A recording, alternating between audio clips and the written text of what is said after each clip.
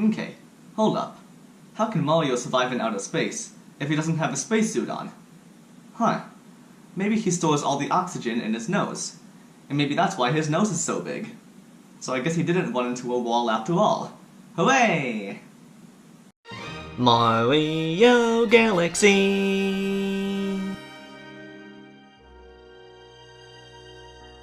Super Mario Galaxy, the game that truly sent Mario out of this world.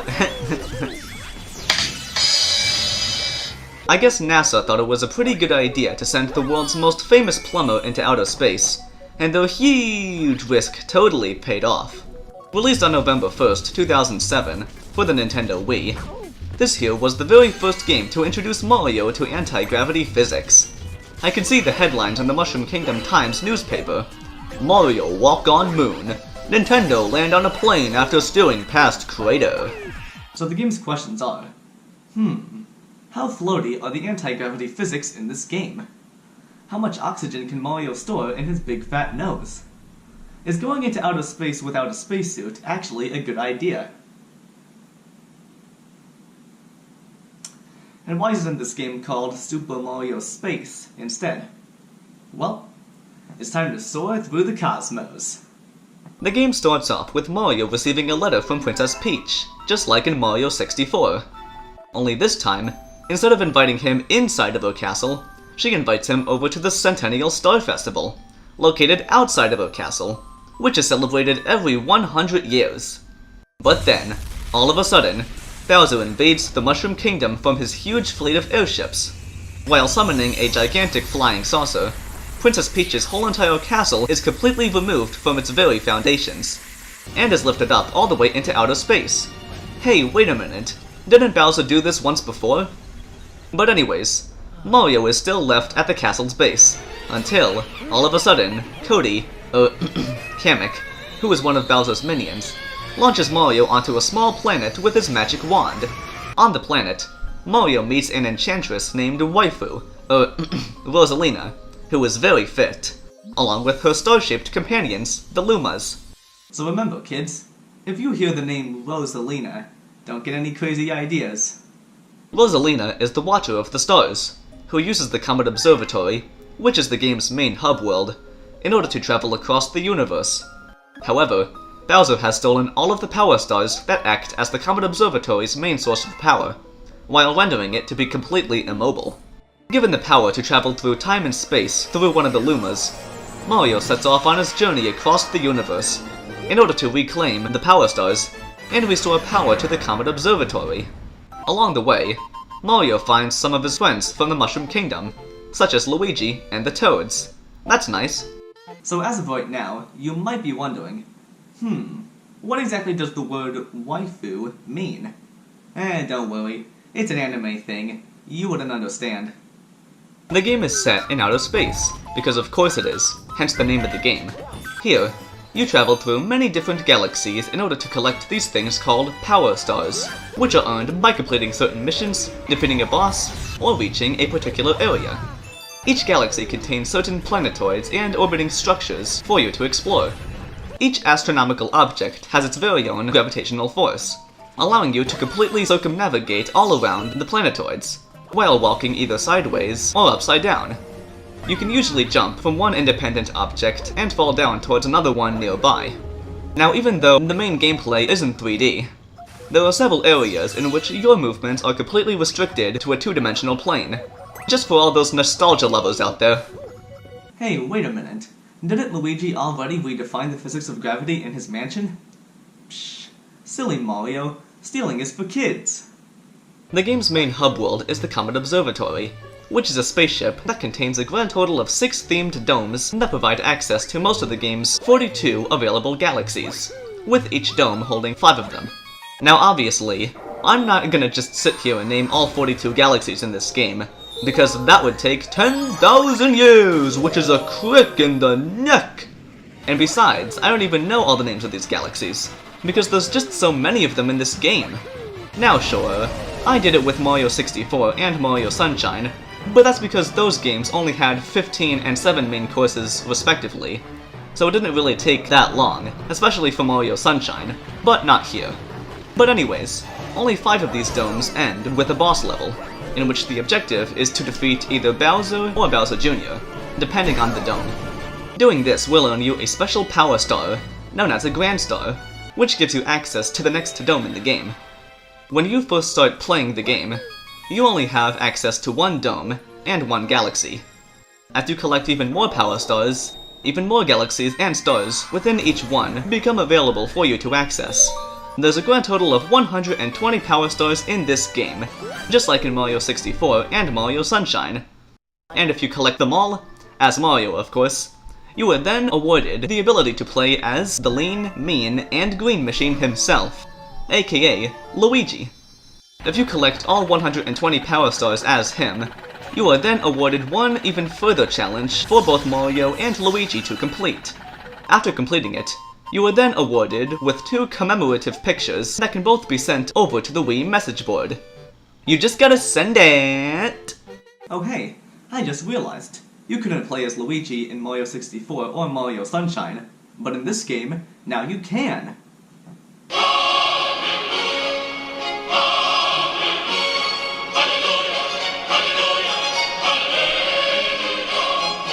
In this game, you control Mario with the Wiimote and Nunchuck. While most of Mario's abilities are taken directly from Mario 64, such as the long jump, wall jump, double jump, triple jump, and a large variety of other somersaults, a brand new feature is included as well, called the Star Pointer. It's basically a cursor that appears whenever the Wiimote pointer is pointed at the TV screen. The Star Pointer is used in order to pick up these special objects where you basically take a piece of paper, crumple it up, apply some spray paint onto it, and voila! You get star bits! Hooray! These things can be used in order to stun enemies, manipulate objects, and feed hungry Lumas, who are star-shaped sentient beings who unlock brand new galaxies after you stuff its face with just enough star bits. Not only that, but the Star Pointer can also latch onto small blue objects called pull stars, which can somehow pull you through time and space. Well, okay, maybe not time, but definitely space. But anyways, in certain levels of the game, you are encased inside of a bubble, in which the Star Pointer is used in order to blow out wind and maneuver the bubble. Ha! Now Mario knows how it feels to be plankton, trapped inside of a bubble. I wonder if it's actually possible to make a star bit in real life. Well, let's find out.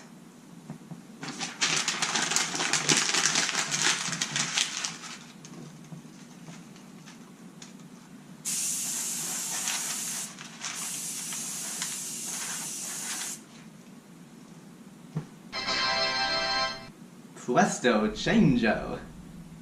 Early on in the game, you learn a brand new ability known as the Spin Technique, which has appeared in varying forms all throughout the Mario franchise. This move is primarily used for melee attacks in order to either stun or defeat enemies and shatter objects, as well as triggering special propellers called Sling Stars, or Launch Stars, which launch you all the way across large distances from planet to planet in each galaxy of the game. You can also use this utility in order to climb up vines, ice skate, unscrew bolts, and activate special power-ups, which I'll get to in just a bit. A few other Wiimote functions are available for even smaller quests, such as surfing on top of a manta ray, or balancing on top of a large ball with a power star inside of it, while guiding it through an obstacle course, and then to the very end of the stage, causing the power star to break free from its spherical imprisonment. Now that's what I call a jailbreak! Hey, wait a minute. They have manta rays in this game? Now I'm having flashbacks to Mario Sunshine. There's a grand total of 7 main power-ups in this game that each give you temporary abilities. For example, the Bee Mushroom allows you to hover in the air for a short period of time, while also allowing you to climb up honeycomb walls and walk on top of clouds and flowers. Ugh, now I'm having flashbacks to the Bee movie, which also came out in the same year as this game, 2007.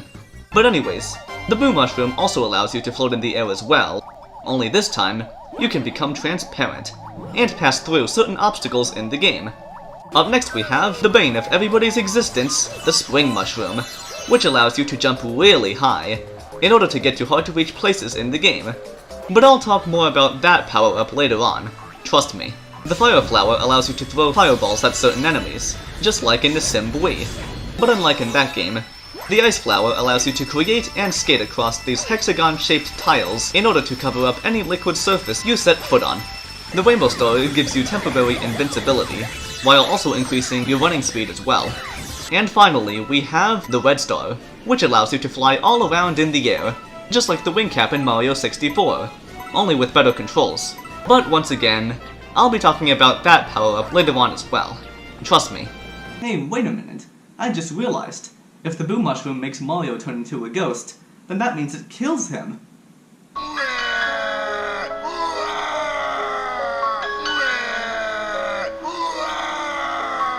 Your HP in this game consists of a 3-pie-pieced health meter, which decreases if you take damage. You also have an air supply meter as well, just like in Mario 64 and Mario Sunshine, which slowly decreases over time when you're underwater, just like in real life. But thankfully, your health and air supply can be restored by either collecting coins or touching underwater bubbles, so at least that's good. If your health meter becomes empty, you lose a life and are forced to return all the way back to a predetermined checkpoint. If you lose all your lives, then, well, okay, you get the idea. I shouldn't have to repeat myself over and over again. But anyways, the health meter can temporarily increase up to 6 units by collecting a life mushroom. You can also lose a life by being swallowed by quicksand or dark matter, being crushed by stage hazards, or falling into black holes or bottomless pits, so watch your feet. Not only that, but you can also obtain extra lives by collecting 1-up mushrooms, 50 coins without losing a life, or 50 star bits. Hey, wait a minute. What happened to collecting 100 coins for an extra life? Why is it only 50 coins this time? Did Nintendo officially break their ultimate gaming tradition in this game? If so, then I shall question all humanity and society in this world as we know it. The Comet Observatory also has a public library as well, where Rosalina and all of her little Lumas are held captive. You can go up and talk to her, allowing her to read you certain chapters of a book she holds in her hands, while sitting in a rocking chair. The book tells the story of her childhood life and how she got to where she is today. It's actually a pretty intriguing and surprisingly heartwarming story, I'm not gonna lie. Nintendo didn't really need to add this extra feature into the game, but they did anyways, and it was totally worth the risk.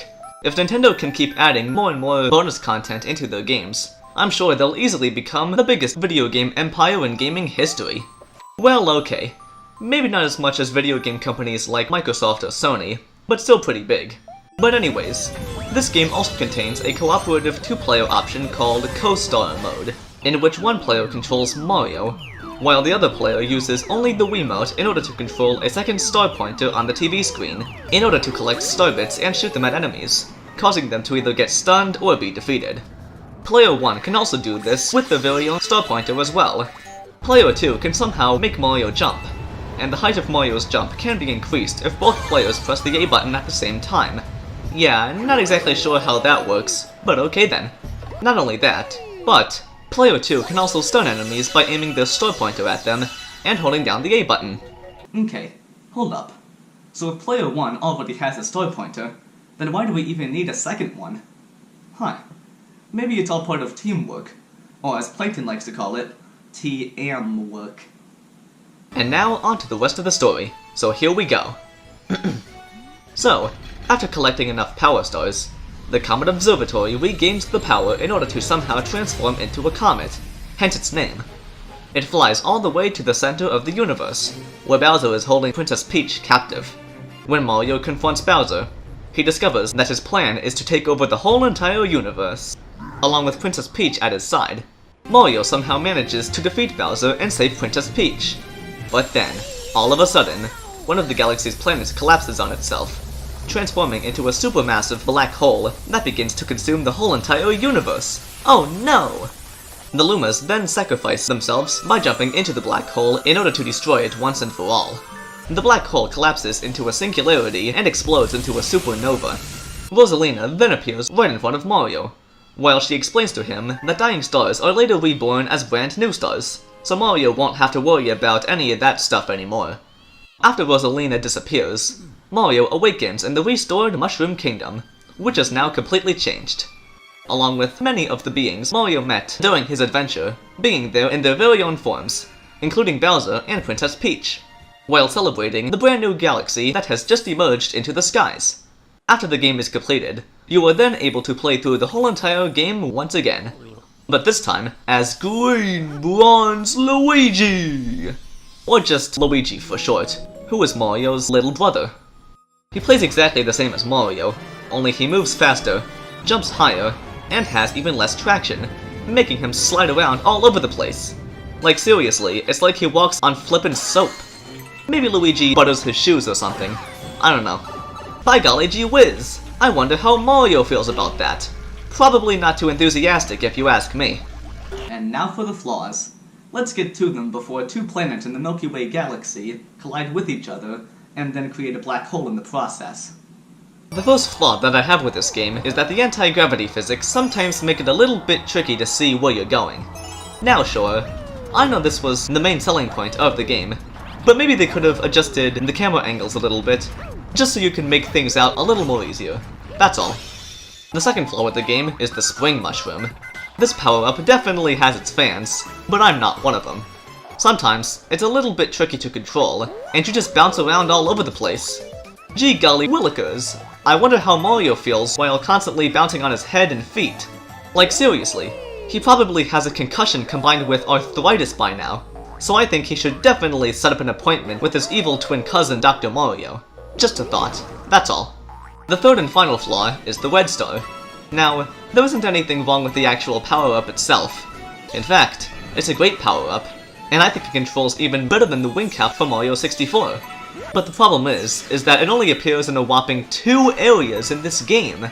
You can use it in a purple coin challenge from the Comet Observatory, and it can only be used in the Comet Observatory. That is so lame! The red star would have been great to use in other galaxies. You could just fly all around wherever you want to go, and complete missions much faster that way. But I guess they thought that would be cheating, so maybe that's why they restricted the power-up to only those 2 areas in the game. Oh well. I believe I can fly. I believe I can touch the sky. I think about it every night and day. Spread my wings and fly away. But anyways, despite all these flaws, this game is still truly phenomenal. Its graphics push the Nintendo Wii to its full potential, and its visual effects and massive playing areas will constantly astound you. This truly is a next-gen reincarnation of Mario 64, making for polished, engaging, and evocative gameplay. The game's tempo is abnormally great, and the different variations in the level design and difficulty gradually build things up as you progress through it. So with that being said, I'm giving Super Mario Galaxy 97 out of 100 Mario hats. Yeah, you guys thought Mario 64 would be the best game ever, but think again. Now don't get me wrong, Mario 64 is still a fantastic game, but this game builds upon it and takes it to the next level. The brand new gameplay mechanics in this game reinvigorated the Mario franchise, and the level design is top-notch in every sense of the word. And the soundtrack, oh man, where do I even begin with the soundtrack? This has to be one of, if not the greatest music ever composed in Mario's history. The fact that they decided to use a full-blown orchestra for this game is simply mind-blowing, and it shows, it really does. Sorry if I gushed a bit, but this is what this game does to me. Now, I would highly recommend that you give this game a try, but I reckon you already have, so why even bother? Keep on feeding those hungry Lumas, everybody! Welcome, new galaxy.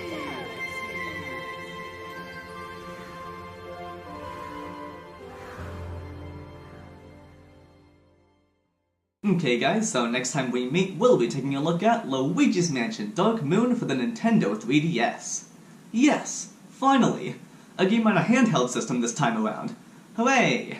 Oh, and this time, it's a real spookfest. So grab your flashlight and backpack, if you have them of course.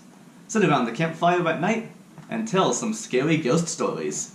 Bwah ha ha ha! Wait, what? Ah, dang it, not again. The power went out for the second time now. Dang it. Huh. Maybe my house knows exactly which games I'm reviewing, and it's secretly haunted. Oh no! But anyways, stay tuned for that. Oh, and remember, gaming is not a crime. Until then, it's the awesome sauce. You know, come to think of it, these penguins kind of look like the ones from the movie. Surf's Up. Maybe that's where they got the idea from. I mean, after all, this game and that movie both came out in the same year, 2007, so I guess that makes sense. Huh. Neat. You got a Grand Star! I now have type 2 diabetes!